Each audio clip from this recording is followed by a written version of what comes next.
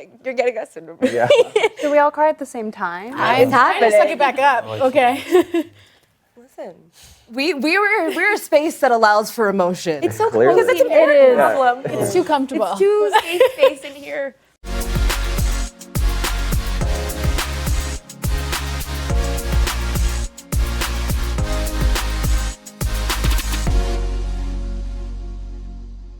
Cooper, you've said that this is the passion project of your life. How did you develop this story and this premise? It didn't start out as the passion project of my life. It started with just like a funny idea of showing how two kids grew up too fast by way of adults playing kids, like tall adults being around actual first graders and third graders. But then I started to think about why I thought of that idea in the first place, and I decided to dive into my childhood a little bit more. And then it became like, I don't know, Hal and Harper and Dad like came out of nowhere. They're not like based on anyone in my life. They fell in my lap, and I have not stopped thinking about them for 7 years. And I will never care about something in the same way because my mental health can't afford it. But yeah, it's when you're with something for so long and it's such a emotional story, it consumed a lot of my life in a way that I don't want things to consume my life in the future. Yeah, it's a lot of weight to Yes. like love something that much and to be that dedicated to it. What is that actually like for all of you as performers and some of you also as producers too, to know that like your scene partner, like this is his thing. This is Cooper's like real baby. Lily, I'll start with you. I mean, it is. I was able to see firsthand, and I know Addison was as well, as EPs. No one has lived, slept, breathed, eaten something more than this show, with Cooper. And so to be a part of someone's vision that they've had for so long, I felt extremely honored, and I always feel things are meant to be. And you were saying, like, had you been able to make this 2 years after you were thinking about it, I wouldn't have done it. So true, yeah. And well, none of us would have. Like, it would just be different. It would just be different. And I think everything happens for a reason.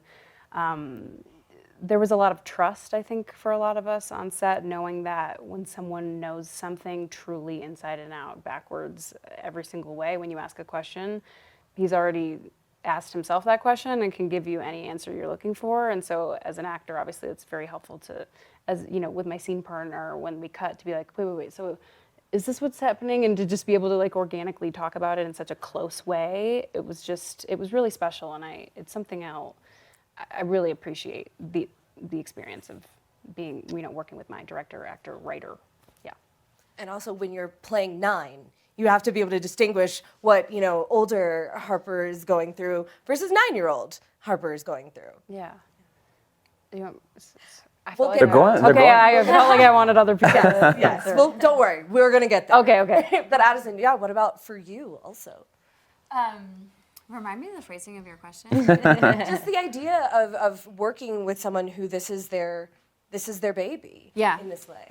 Okay, so the thing with Cooper in this show specifically, I think you talk a lot about the idea sort of dropping into your lap, and we've talked a bit more recently about the window being open for an artist to have an idea and where it comes from. And, with this show specifically, I mean, Cooper has a lot of past lives, obviously, because he's so attuned to the experience of being a parent. That's like such a big part of the show. It's such a big part of my draw to it as a parent myself. And that was a big part of our collaborating on this project. True. I mean, what was it that made you so invested? I mean, well, personally, I think very different from maybe other people's, but the character was going through something that I had gone through recently at the time of like finding the script. And it was just so strange to get to talk to them about it on my audition, because I was like, I have been her before. I've clung on to something so hard, and now that I'm away from it, I have a little bit more of a, hindsight to see it, but I'd love to go back and like feel that again, just to like maybe heal that part of myself in a way. So it's just very kismet, all of it. That is that cool part of art. Yeah. I was just gonna say you could always see it with you. Like there was, there were a couple scenes where I could almost sense like your like spirit not wanting to, Oh, and then yeah, like for the sure. second take, it'd be like, all right, I'm gonna do it, and it was just like right away. All right, we got it. Let's go. Like it was just. And that would freak me out because I was like, Cooper, no, we But didn't. it was like so. It was just so yeah. It was so clear that you had felt these big things before, and you were feeling them again, and it was even like. It's just that's the kind of the theme of the show too, is like feeling these things that you've felt. Yeah, what you said. It's The pain you forget, you remember. That's so good, Addison. that's like as actors, that's what we're Yeah. doing. Yeah. Chris, what is it like to have a director that sees y'all like that?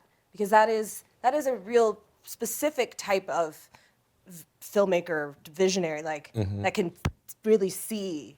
Oh no, man! Coop is an extremely specific type of creator. It's interesting working on someone's passion project. That's never happened for me. I've always worked with people who, whatever it was, just kind of fell into their lap or they signed on.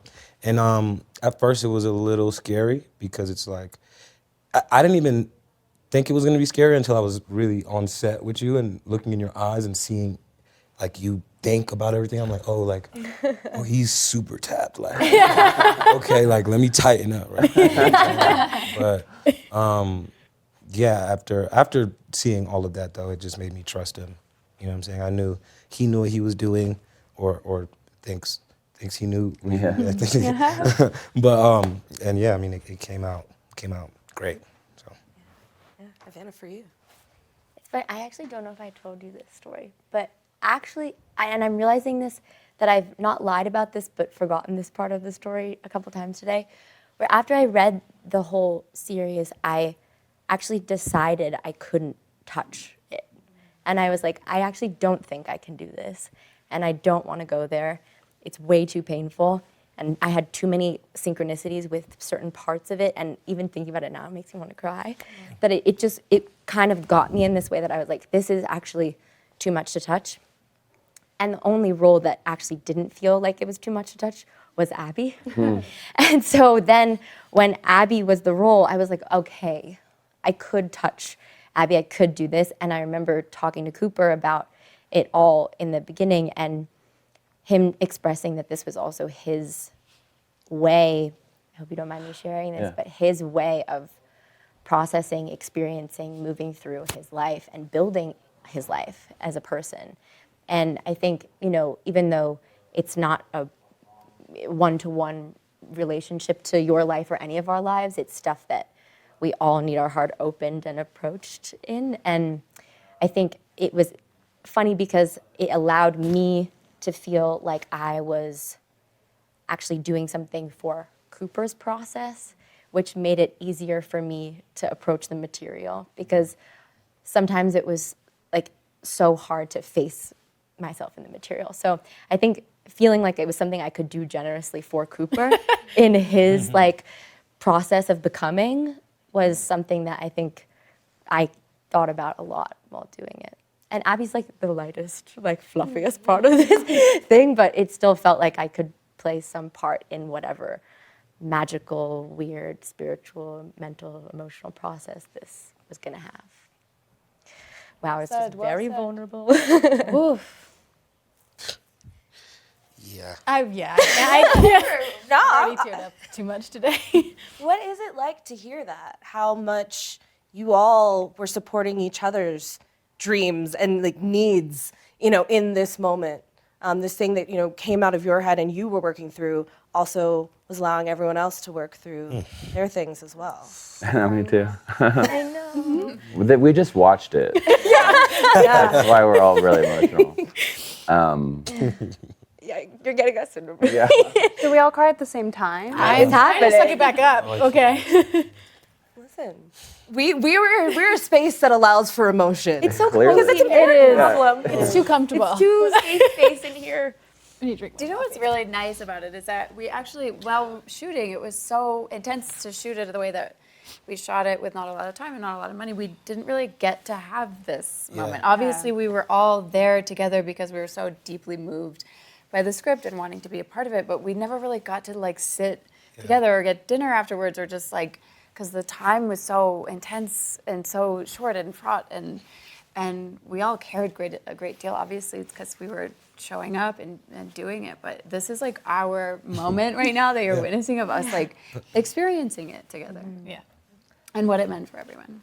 Well, I will also say thank you for letting us experience it because I mean that is a very kind thing to do, to be vulnerable in these rounds of interviews that you have to do all day long. But it's also I think helpful for like other creators who watch and admire all of y'all's works and paths to see how deeply this work can affect you. And Cooper, I'm also interested in kind of a business perspective as well. Like, this is what you're making after Cha-Cha gets sold or acquired for $15 million. What does that actually, like a number like that, actually mean for a creator and getting your next project made?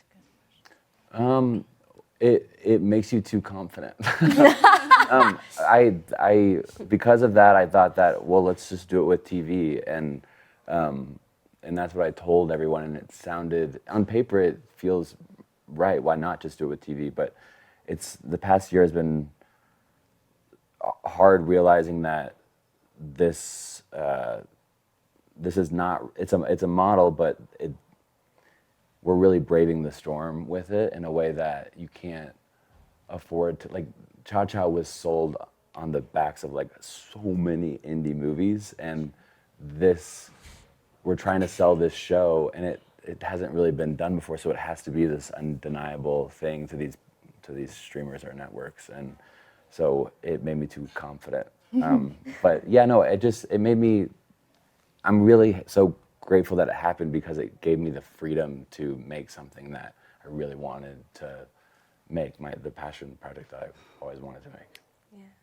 And Lili, you said this may not have happened if it was a couple of years sooner or earlier. Is that because the Riverdale schedule just keeping you like too tied up? Yeah, no, I never would have been able to have 3 months, 50 days or whatever it was to do this. So, and it was the first thing I did after Riverdale, which was so weird, but also like the biggest dream come true, to be able to play something so different and to really like step into that second chapter of the 8th chapter of my career. To get that opportunity right after my show was truly just a dream.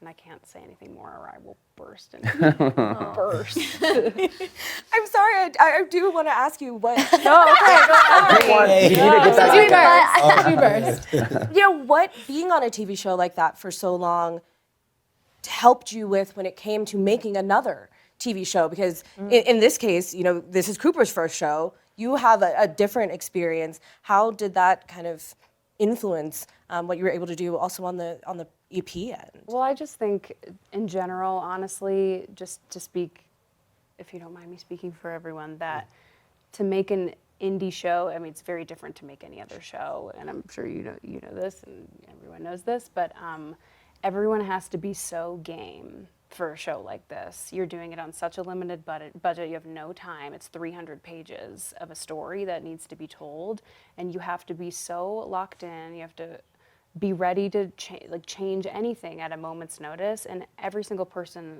who was a part of this was on board to do that. And in another television, that's just not how it works. You have a script, you follow it, you mess up a word, you gotta say the word right, and this is like freedom and collaboration at an all-time high, and so yeah, to experience that as an actor is wonderful, but also couldn't have been done without a group of people. And it feels weird not to bring up Mark. Like Mark doesn't have to do an indie show.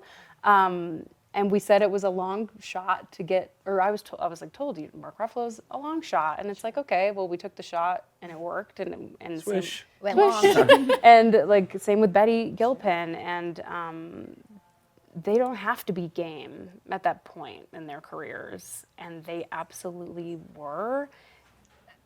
And that's just, it couldn't have been done. It couldn't have been done without the people that were there doing it. Cooper, how did you do the pitch to them, to Mark, to Betty? Well, I met Mark because he liked a movie. He liked Cha-Cha, and his agent was like, do not, because I was like, oh, I'm so excited. There's a project he's so great for. And she's like, don't bring it up. He just wants to meet you. Just talk about like that you love his work and just keep it general. It was like called a general. Just keep it a general. 10 minutes in, I told him about how and it was great. It was what we talked about for so long, and he read the script so fast, and he like told me exactly the reason why he wanted to do it. He read us. It was a scene near the end, and he was like, "That's when I decided it," and that's when he emailed his agent. And the agent, I don't even think I knew that I had sent the script. So when she found out that he wanted to do it, she was like, "So I guess you brought it up."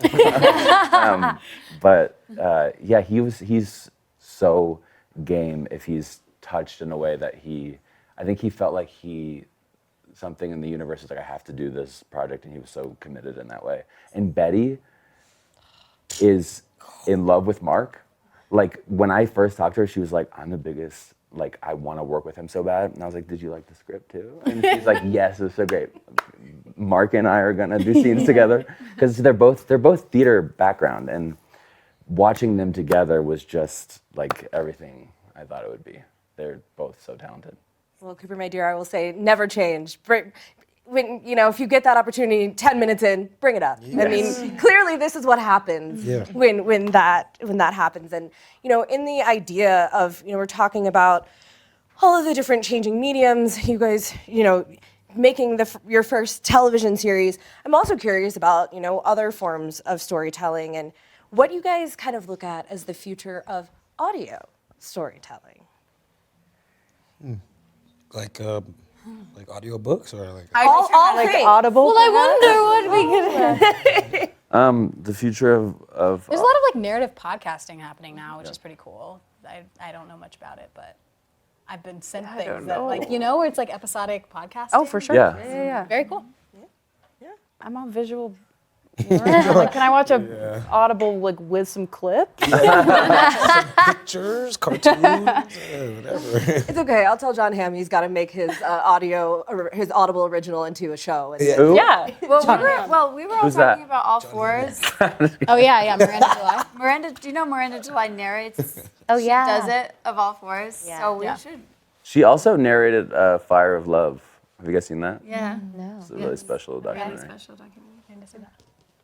Well, listen, you guys. Thank you. Seriously, thank you so much. I really appreciate your time, and I really enjoyed watching the series, and I can't wait to see what happens with it. Thank you. As it continues on. Thank you. Thank you. Thank you so much. Thank you. Love. Appreciate you.